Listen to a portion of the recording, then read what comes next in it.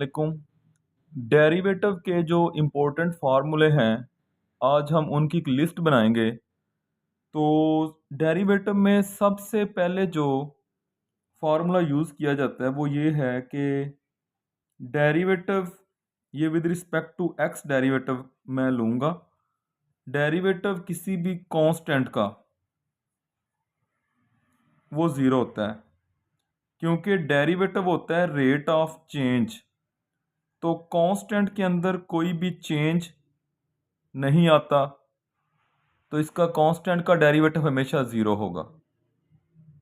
इसके बाद डेरिवेटिव जो है किसी भी वेरिएबल का, उसी वेरिएबल के विद रिस्पेक्ट टू, जैसे एक्स का derivative with respect to x one होगा, टी का derivative with respect to t one होगा, तो एक्स का डेरिवेटिव वन होगा।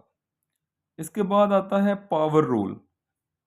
पावर रूल क्या होता है कि जब भी आपके पास कोई फंक्शन है, जैसे पावर में फंक्शन एक्स की पावर एन, तो इसका डेरिवेटिव होता है कि पावर को हम पहले लिख देते हैं, पावर में से एक हम माइनस कर देते हैं, और फर्दर डेरिवेटिव हम लेते हैं फंक्शन का पावर के बगैर, जो कि यहाँ पे क्या है, पावर के बगैर एक्स। और ये जो एन है, ये हमारे पास क्या हो सकता है, रैशनल नंबर, मतलब नेचुरल हो सकता है, इंटीजर हो सकता है, रैशनल होगा, ये इर्रेशनल नहीं होगा। ठीक है। इसके बाद हमारे पास प्रोडक्ट रूल और कोशेंट रूल के फार्मूले हैं। प्रोडक्ट रूल ये है कि अगर कोई दो फंक्शन हैं u और v, उनका derivative with respect to x है, तो वो ऐसे होगा, फर्स्ट एज इट इज और डेरिवेटिव होगा सेकंड फंक्शन v का, plus second as it is v और डेरिवेटिव होगा फर्स्ट फंक्शन u का। यह प्रोडक्ट रूल है। इसके बाद कोशेंट रूल है, वो है u ओवर v। तो कोशेंट रूल में ऐसा होता है, नीचे वाला जो फंक्शन है v, उसका स्केयर, फिर उसको v को एज इट इज और डेरिवेटिव लेंगे फर्स्ट फंक्शन u का, माइनस अब फर्स्ट एज इट इज और डेरिवेटिव लेंगे सेकंड फंक्शन v का। ठीक है। इसके बाद एक होता है चेन रूल। चेन रूल कब अप्लाई करते हैं, अगर हमारे पास फंक्शन जो है वो पैरामीट्रिक फॉर्म में हो, जैसे कि फ़र्ज़ करें y है, y डिपेंड कर रहा है किसी थर्ड वेरिएबल t पे, और जो x है ये भी फंक्शन है किसी t का। तो इसमें dy बाई डी एक्स कैसे फाइंड करेंगे, पहले हम इस फंक्शन का डेरिवेटिव करते हैं dy ओवर dt, क्योंकि इधर t है हमारे पास इंडिपेंडेंट। इसी तरह यहाँ से dx ओवर dt, इधर भी t है। तो उसके बाद हम चेन रूल अप्लाई करते हैं। तो चेन रूल ये होता है dy over dx is equal to dy over dt multiply by dt over dx। ये दोनों डेरिवेटिव अलग अलग लेके फिर उनको यहाँ पे पुट करते हैं, तो फिर वो dy ओवर dx फाइंड हो जाता है। ठीक है। इसके बाद ट्रिग्नोमेट्रिक कुछ हमारे पास फार्मूले हैं। डेरिवेटिव किसी भी ट्रिग्नोमेट्रिक फंक्शन का, जैसे साइन ax हो, तो साइन का डेरिवेटिव होगा कॉस। ठीक है, साइन का कॉस हो जाएगा, और फर्दर डेरिवेटिव हुआ करेगा एंगल का। एंगल यहाँ पे क्या है, ax, तो ax का दोबारा डेरिवेटिव लेना है, मतलब साइन का कॉस और एंगल का दोबारा डेरिवेटिव हर केस में होगा। इसी तरह जो डेरिवेटिव है कॉस का, कॉस का डेरिवेटिव होता है माइनस साइन, और एंगल का दोबारा डेरिवेटिव लेंगे, अब एंगल x है। इसी तरह जो डेरिवेटिव है टेन का, tan का डेरिवेटिव होता है सीकेंट स्केयर x, ठीक है, और एंगल का दोबारा डेरिवेटिव तो होगा ही। उसके बाद डेरिवेटिव है tan के बाद सीकेंट का, तो सीकेंट का डेरिवेटिव होता है सीकेंट x tan x और एंगल का फर्दर डेरिवेटिव, ठीक है।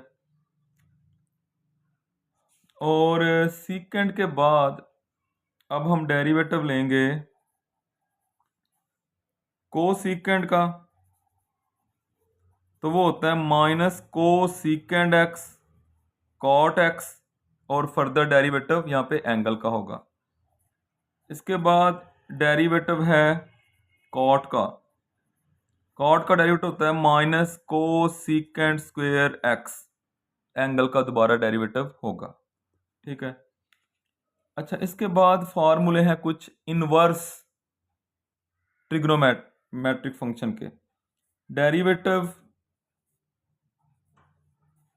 साइन इनवर्स x का ये होता है 1 over square root of 1 minus x square into further derivative of the angle.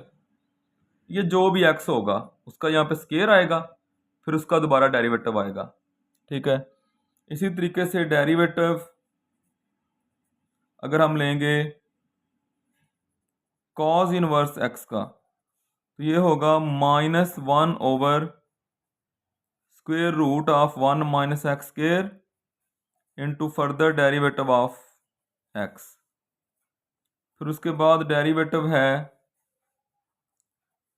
tan inverse x का, तो ये बनेगा 1 over 1 plus x square into further derivative of the x। इसके बाद डेरिवेटिव है सीकेंट इनवर्स x, तो ये होगा 1 over x into x square minus 1 further derivative of angle x। और डेरिवेटिव जो है वो cosecant inverse x minus 1 over x square root of x square minus 1 and further derivative of x।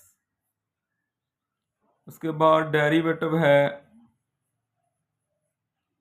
Cot inverse x का, तो ये होगा minus 1 over 1 plus x square and further derivative of the angle x।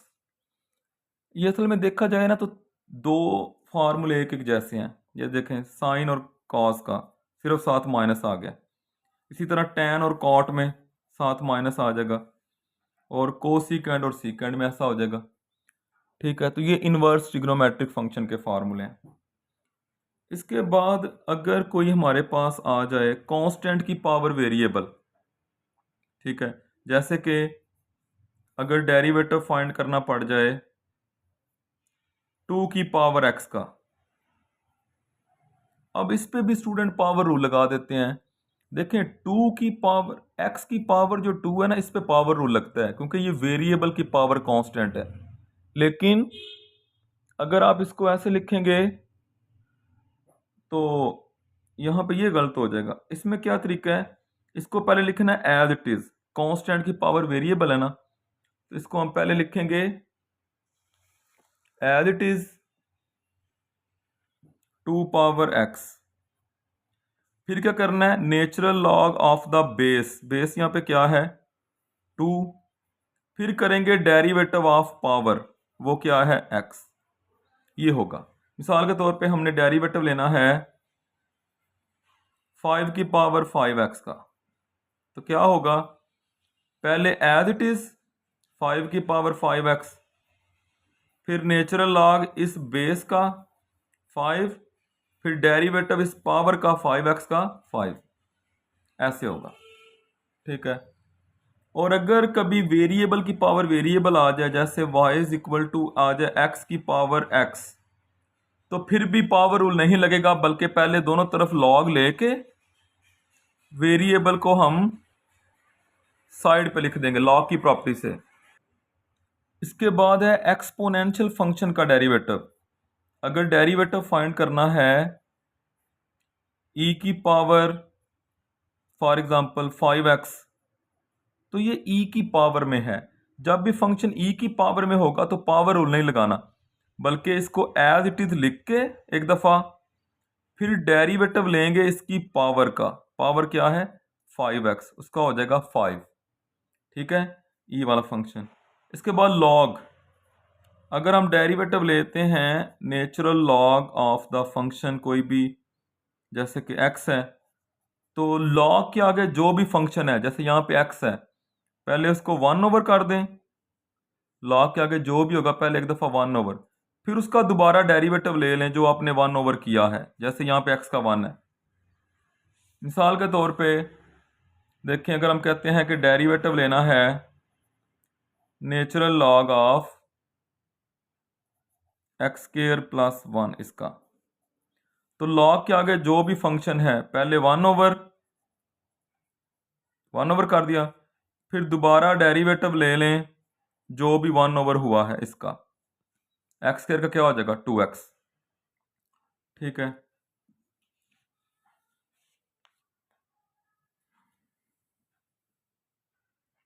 अच्छा इसके बाद हमारे पास कुछ और फार्मूले हैं जो कि हम यूज़ कर सकते हैं। एक तो ये है कि इंक्रीजिंग फंक्शन और डिक्रीजिंग फंक्शन, इनके क्या फार्मूले हैं। इंक्रीजिंग फंक्शन, अगर फंक्शन का हम डेरिवेटिव लें और वो डेरिवेटिव हो किसी पॉइंट पे पॉजिटिव, तो फंक्शन वहाँ पे इंक्रीजिंग होता है। और डिक्रीजिंग पे क्या होता है, डिक्रीजिंग पे फंक्शन का डेरिवेटिव जो है वो अगर नेगेटिव आ जाए डिक्रीजिंग होगा। और एक होता है स्टेशनरी पॉइंट,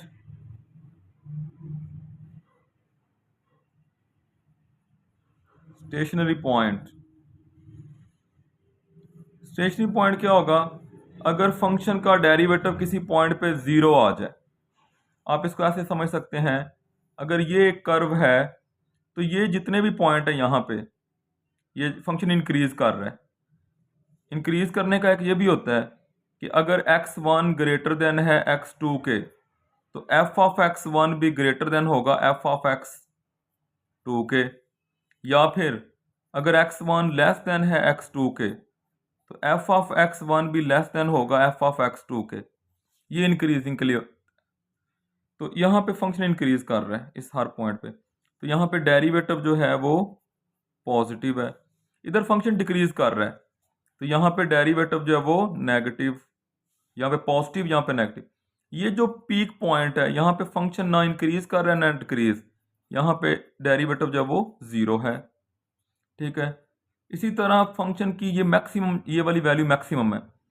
मैक्सिमम वैल्यू भी होती है और मिनिमम भी। जैसे ये देखें, ये मैक्सिमम वैल्यू है और ये मिनिमम, इसको बोलते हैं एक्सट्रीम वैल्यू। एक्सट्रीम वैल्यू का जो मेथड है, जो फार्मूला है, वो क्या है कि हमारे पास अगर एक फंक्शन है, इसके स्टेप्स हैं।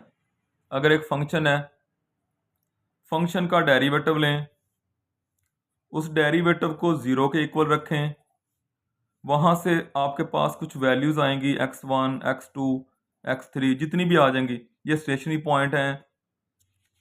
ठीक है, अब आप ऐसा करें कि फंक्शन का डबल डेरिवेटिव लें, फिर इस डबल डेरिवेटिव के अंदर ये वाले पॉइंट पुट करें बारी बारी। ये पॉइंट पुट किया, फिर आप देखें कि अगर तो आंसर जो है वो आपका पॉइंट पुट करने से लेस देन 0 आ रहा है, तो फंक्शन जो है वो मैक्सिमम है, मैक्सिमम एट दैट पॉइंट।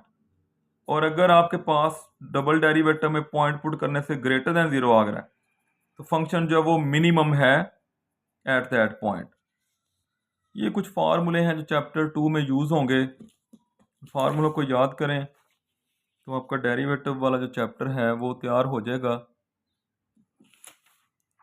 ज़्यादा मेन यही फार्मूले हैं, बाकी फिर कोई हो सकता है इसके अलावा भी ऐसा हो जो फिलहाल अभी हम डिस्कस नहीं कर सके।